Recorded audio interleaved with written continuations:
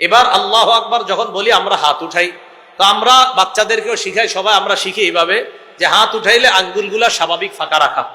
আঙ্গুল ফাঁকা রাখার কথা কোথায় আছে? তিরমিজি শরীফের 239 নম্বর হাদিসে আছে। রাসূল আকরাম সাল্লাল্লাহু আলাইহি সাল্লাম কানা ইদা কাব্বারা, যখন তাকবীর বলতেন, নাশারা আসাবিআ, নবীজি আঙ্গুলগুলা স্বাভাবিক ফাঁকা রাখতেন। তাহলে দাঁড়ানো পাইলাম, তাকবীর বলা পাইলাম, আঙ্গুল এইভাবে ফাঁকা রাখা এটা পাইলাম। এবার হাত উঠাইবেন কিভাবে? আল্লাহর রাস্তে আমার কথাগুলো মহব্বতের সাথে শুনবেন। আমিও মহব্বতের সাথেই বলছি আপনাদেরকে। আমি কেন বলছি এগুলা জানেন? একটা সুন্নাহ যেটা একটা মানুষ সঠিকভাবে আমল করে, আপনি কেন এসে তাকে নতুন দাওয়াত দিবেন? এটা আমার কষ্ট। একটা মানুষ যদি, আমি আরিফ বিন হাবিব যদি আমি সঠিকভাবে চলি সুন্নাহের উপর, আপনি নতুন করে এসে আমাকে কেন বুঝাবেন? এবার দেখেন, আমরা যখন তাকবীরে হাত উঠাই, মুসলিম শরীফের 390 নাম্বার হাদিস, এই হাদিসে আসছে রাসূল সাল্লাল্লাহু আলাইহি সাল্লাম যখন তাকবীর বলতেন, রাফা ইয়াদাই, হাত উঠাইতেন, হাত্তা তাকুনা হাযওয়া মানকিবাই, হাতগুলা কাঁধ বলেন, বাংলাটা বলেন, কাঁধ কি? কাঁধ বরাবর উঠাইলেন। আচ্ছা, কাঁধ বরাবর উঠাইলেন। এখন আপনি এই হাদিস পেয়ে আমাকে দাওয়াত দিতে চলে আসলেন যে আপনি কাঁধ বরাবর উঠান না কেন?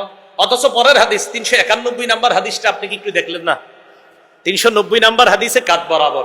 391 নাম্বার হাদিসের বর্ণনাকারী মালিক ইবনুল হুয়াইরিস রাদিয়াল্লাহু তাআলা তিনি বলেন, আন্নাহু রাআ রাসূলুল্লাহি সাল্লাল্লাহু আলাইহি সাল্লাম, তিনি রাসূল আকরাম সাল্লাল্লাহু আলাইহি সাল্লামকে দেখেছেন। নবী যখন তাকবীর বলতেন, রাফা ইয়াদাই, হাত উত্তোলন করতেন, হাত্তা ইউহাজি বিহিমা উযুনাই, কান বরাবর হাত উঠাইতেন। কি বরাবর? তাহলে মুসলিম শরীফের 390 নাম্বার হাদিস কাঁধ বরাবর, 391 নাম্বার হাদিস কান বরাবর। এখন বলবেন, হুজুর আপনারা তো বাচ্চাদেরকে কানের লতি শিখান, এই তো কথা। তো কানের লতি কোথায় আছে? এই 391 নাম্বার হাদিসেরই শেষে আছে। অরুবিয়া আন কাতাদা, নবী সাহাবা কাতাদা রাদিয়াল্লাহু তাআলা আনহুর বর্ণনা, আন্নাহু রাআ রাসূলুল্লাহ সাল্লাল্লাহু আলাইহি সাল্লাম, তিনি নবীজিকে দেখেছেন, নবীজি হাত উঠাইছেন, হাত্তা ইউহাজিয়া বিহিমা ফুরুআ উযুনাই, নবী সাল্লাল্লাহু আলাইহি সাল্লাম কানের লতি বরাবর হাত উঠাইছে। কি বরাবর? এখন আপনারা আবার বলবেন, তো হুজুর বৃদ্ধাঙ্গুলি কানের লতি বরাবর থাকা, এটা আবার কই পেয়েছেন?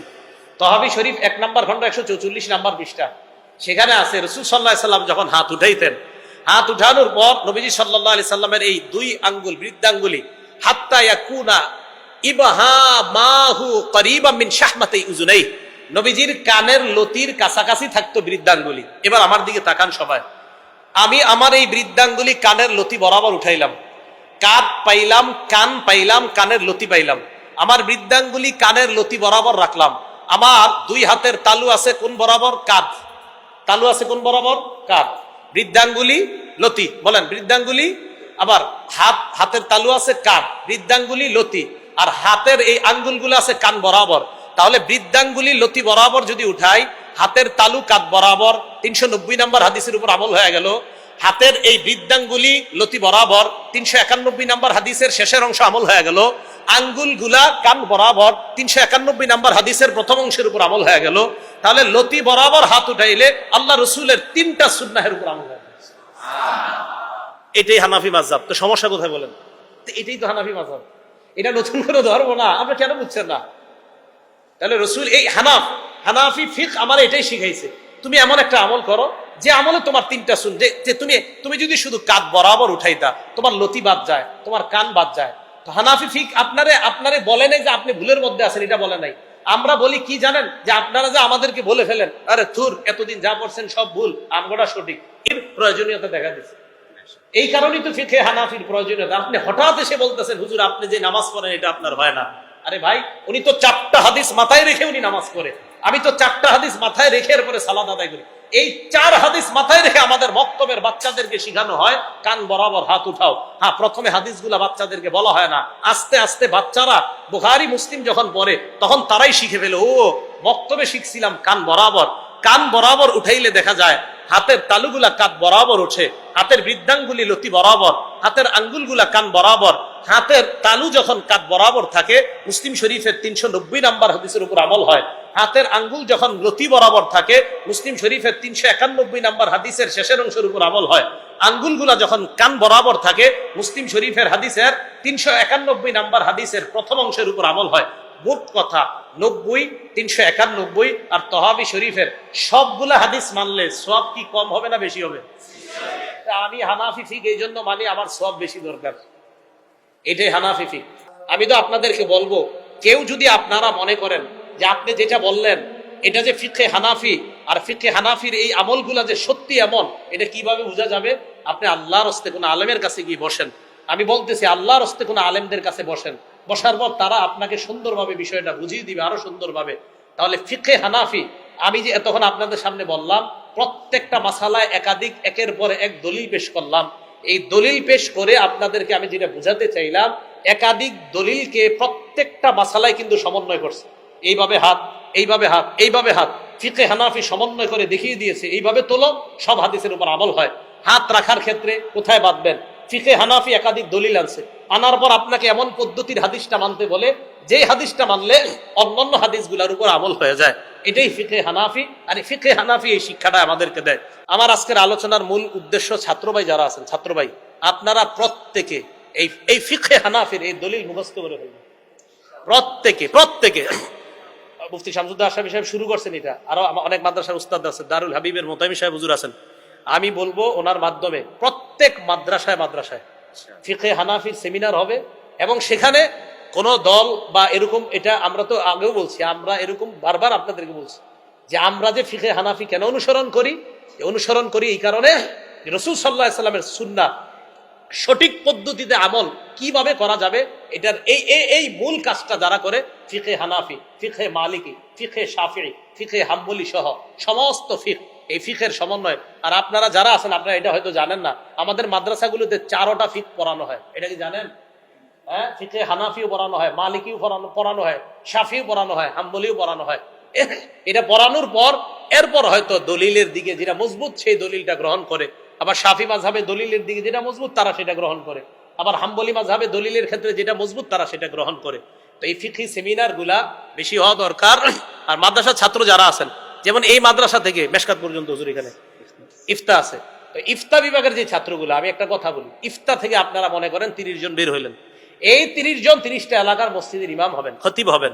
আপনারা মুহাব্বতের সাথে ফিকহে হানাফির এই বিষয়গুলা, এটা কেন এখন প্রয়োজনীয়তা দেখা দিয়ে গেছে, আপনারা এই বিষয়গুলা বাস মুখস্থ, আপনি কাউরে অ্যাটাক করা দরকার নেই। আপনি শুধু বলবেন আমি কেন এইভাবে পড়ি, মুসলিম শরীফে আছে, বুখারী শরীফে আছে, নাসাইতে আছে, ইবনে মাজাহ আছে। তাহলে এইগুলা যদি থাকে, তো আমার আর আপনার মাঝে শত্রুতাটা কেন, কে শত্রুতাটা করলো? এটা নিয়েও আশা করি উনি একটা কনফারেন্স করবে, যে আমাদের মাঝে শত্রুতা শুরু হলো কোত্থেকে, আমরা যদি সবাই সঠিক থাকি, শত্রুতাটা কোত্থেকে আসলো? না, এটা ঠিক না। তাদেরকে বহস সুরে চ্যালেঞ্জ ছুড়ে দাও। এই চ্যালেঞ্জ ছুড়া কিন্তু ফিকহে হানাফি মাযহাব থেকে শুরু হয় নাই। ইতিহাস খুঁজলে দেখবেন এই চ্যালেঞ্জ বলার অভ্যাস এটা আমাদের থেকে শুরু হয় নাই। এটা কোত্থেকে শুরু হয়েছে? 150 বছর আগের ইতিহাসে যদি যান, তখন দেখবেন এটা কোত্থেকে শুরু হয়েছে। কি বলেন? এই জন্য এগুলো আমাদের থেকে শুরু হয় নাই। আমরা কখনো অ্যাটাকিং না ছিলাম না, কাউকে আক্রমণাত্মক শব্দ আমরা বলার মতো মানুষ ছিলাম না। আমাদেরকে প্রথমে 13 বছর শুধু আক্রমণ করছে, পরে 10 বছর জবাব দিছি। বুঝলেন না? নবীজি 13 বছর আক্রমণ সহ্য করছে, পরে 10 বছর জবাব দিছে। আমাদেরকে প্রচুর আক্রমণ করা হয়েছে, সহ্য করছে, কিচ্ছু বলে নাই। আমি নিজে দেখছি, আসাদগেট মসজিদে আমি 11 বছর তারাবি পড়াইছি। আসাদগেট নিউ কলোনি মসজিদে 11 বছর তারাবি। 20 বছর আগে আমি দেখছি এই ছোট ছোট লিফলেট বিতরণ করতেছে। ছোট ছোট লিফলেট কারা জানি বিতরণ করে, কি চ্যালেঞ্জ দিয়ে দিলাম যে এত রাকাত এত, আচ্ছা নাম বললাম না, নতুন করে যাও, যে তারাবিতে, আচ্ছা যাই হোক, তারাবিজে 8 রাকাত চ্যালেঞ্জ দিয়ে দিলাম, এরকম লিফলেট মুসল্লিদের হাতে হাতে দিচ্ছে। আমি নিজে দেখছি তারাবি 8 রাকাত চ্যালেঞ্জ ছুড়ে ছুড়ে লিফলেট বিতরণ করছে। তো লালমাটিয়া মাদ্রাসা পাশে ওলামায়ে কেরাম, ওনারা এতটা ইয়ারে না, হারে এগুলা কি করতেছে এইভাবে, যে বিতরণ করছে, মানুষ 20 রাকাত তারাবি পড়ে। এই লিফলেট পাওয়ার পর অনেক মানুষ নতুন করে আপনার 20 টাকা ছেড়ে দিল, ছেড়ে দেওয়ার পর 8 টাকা শুরু করলো। এখন আমি বলি, যদি এই 20 টাকা সুন্নাহ মোতাবেক হয়, যদি এই 20 টাকা প্রমাণিত সুন্নাহ হয়, তাহলে একটা লোককে আপনি কেন 20 টাকা থেকে 8 টাকা বানাবেন? যদি 20 টাকা এটা স্বীকৃত সুন্নাহ হয়, এই যে আপনি লিফলেট বিতরণ করার পর কতগুলা মানুষ এখন, আগে 20 টাকা পড়তো, এখন 8 টাকা। এবং আশ্চর্য হবেন, গত 2 বছর আগে যে কোনো একটা টেলিভিশনেরও ফতোয়া এসে গেছে, বা তারাবি না পড়লেও কোনো সমস্যা নেই, না বললেও কোনো সমস্যা নাই। 8 থেকে কিন্তু 4-এ আসছিল, গত 5 বছর আগে 4 রাকাতে আসছে। 8 থেকে, এটা জানেননি আপনারা? 8 থেকে 4 রাকাতে আসছে গত 5 বছর আগে। গত 3 বছর আগে আবার এই 4ও এটা ইয়ে হয়ে গেছে, বাদ হয়ে গেছে। না, এগুলা না পড়লেই কিছু হয় না। এই জন্য মানুষকে আমল থেকে দূরে রাখার এটা জরুরত, কি বলেন, এটার ফায়দা কি? দূরে রাখার তো কোনো দরকার নাই। তো লিফলেট বিতরণ, চ্যালেঞ্জ করা, এগুলা কিন্তু হানাফি বা আমরা যারা আমাদেরকে বলেন যে তোমরা এখন বহস করো, অসম্ভব। বহস এটা, হ্যাঁ এটা শুনে রাখেন, বহস করা এটা আমাদের থেকে শুরু হয় নাই। এটা আপনি 150 বছর আগের ইতিহাস খোঁজেন, কারা কারা এই চ্যালেঞ্জ ছুড়ে দিছে।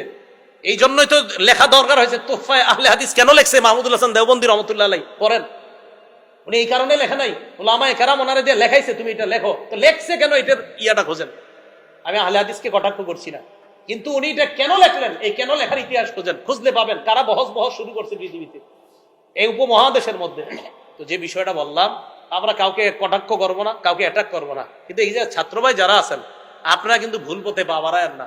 এই যে আমি ফিকে হানাফির দলিল দিলাম, ছাত্রদের থেকে যদি কারো এরকম থাইকা থাকে, না আপনারটা আমার এরকম, আপনি আমার ঠেকান আটকান, আপনি আমারে বলেন কোন আমলটা আমি দলিল ছাড়া করি। যদি আমি দলিল ছাড়া না করি, আপনি এখান থেকে পড়াশোনা করার পর আপনার যেন এমন মানসিকতা তৈরি না হয় যে হুজুর আমি বিদেশ যাওয়ার নিয়তে একটু অন্য জায়গায় যাবো। কি জায়গায়? যে আমি অন্য কোনো প্রতিষ্ঠানে যাই বিদেশ যাওয়ার নিয়তে। তো যাওয়ার পরে আপনি মাশাআল্লাহ আম করে শুরু করছেন বলা, আপনারা ঠিক নাই, সঠিক পথে নাই। তো তখন আমি যে যা বললাম এটি কি পথে বললাম? আমাদের মাদ্রাসার অনেক ছেলেরা বিদেশ যাওয়ার জন্য বিভিন্ন প্রতিষ্ঠানে যায়, যাওয়ার পরে এদের মুখ দিয়ে বলানো হয় এরা যে ঠিক না, তুমি কইলে অনেক তাড়াতাড়ি তুমি বিদেশ যাওয়ার সহজ সুযোগ হয়ে যাবে। এগুলা কিন্তু করেন না। হ্যাঁ, এই যে আশরাফি সাহেবের মাদ্রাসার ছাত্র যারা আছেন, আপনাদের অনেক ছাত্ররা আসছেন, তো বললাম ফিকে হানাফির কোন আমল ভুল প্রমাণিত করে এরপরে আপনার মন চাইলে আপনি অন্যটা করেন, কিন্তু যদি ভুল প্রমাণিত করতে না পারেন তাহলে আপনি এটা ছাড়বেন কেন? এই প্রশ্নটা আমার। ফিকে হানাফির কোন আমল, আমরা যে আমল করি, এই আমল যদি ভুল প্রমাণিত করতে না পারেন তাহলে আপনি কেন আমাকে নতুন দাওয়াত দিবেন? আর আপনি কেন একটা স্বীকৃত সুন্নাহকে বাদ দিয়ে আরেকটা করবেন? এটা আপনি ঠিক না। আপনারা আল্লামা আব্দুল মালিক সাহেবের আল কাউসারে এটা লেখা দিছে, উনি আব্দুল মালিক সাহেব হুজুর নিজে বলছেন, আব্দুল্লাহ জাহাঙ্গীর রহমতুল্লাহ আলাইহির সাথে ওনার ব্যক্তিগত একটা কথা আব্দুল্লাহ জাহাঙ্গীর রহমতুল্লাহ আলাইহি বলছেন, হ্যাঁ আমিও অনেক চিন্তা ভাবনা করে দেখছি যে আসলে যেই এলাকায় যেই সুন্নাটা মাশহুর প্রসিদ্ধ, ওই এলাকায় ওই সুন্নাহ পালন করাটাই নিরাপদ। যেই এলাকায় যেই সুন্নাহ প্রসিদ্ধ সেখানে এটা পালন করাই নিরাপদ। আমাদের দেশের মানুষ যে সুন্নাহ এতদিন ফলো করত, হঠাৎ তারা নতুন কোন দাওয়াত পেয়ে আগের সুন্নাহকে আগের সুন্নাহকে মানে এটা ভুল, আগেরটা ভুল, এখন নতুন কোথাও যাচ্ছে। এই জন্য আপনি একটু চিন্তা করেন, আপনার আব্বা যে এতদিন এই আগের সুন্নত পালন করছে, উনি তো কবরে আছে, ওনার কি অবস্থা হবে? হ্যাঁ, আপনার দাদা যে এই সুন্নাহ পালন করে কবরে গেছে, ওনার কি অবস্থা হবে? আল্লাহ আমাদেরকে বুঝার তৌফিক দান করেন, আল্লাহ আমাদের সকলকে বুঝার তৌফিক দান করেন। আমি যে কথাগুলো বললাম শুনলাম, আমার মূল মাকসাদ ছাত্র ভাইদেরকে উদ্বুদ্ধ করা, মুখস্থ করেন, দলিল মুখস্থ করেন, প্রত্যেক মাসালায় দলিল মুখস্থ করা। এক এক মাসালা দ্বারায় আপনার যখন কেউ বলবে আপনার মুখ চলবে, বাস একের পর এক দলিল মুখস্থ করে মুখ চলবে। যেন জায়গায় আসরের নামাজ কোথাও বললেন, করার পর একজনে বললেন হুজুর আপনি যে আমল করলেন দলিল দিয়ে যান, মসজিদের মাইকটা নিয়ে বলবেন বসেন সবাই, একের পর এক 5, 7, 8টা 10টা দলিল বলতে থাকবেন, শেষ। আল্লাহ আমাদেরকে বুঝার তৌফিক দান করেন।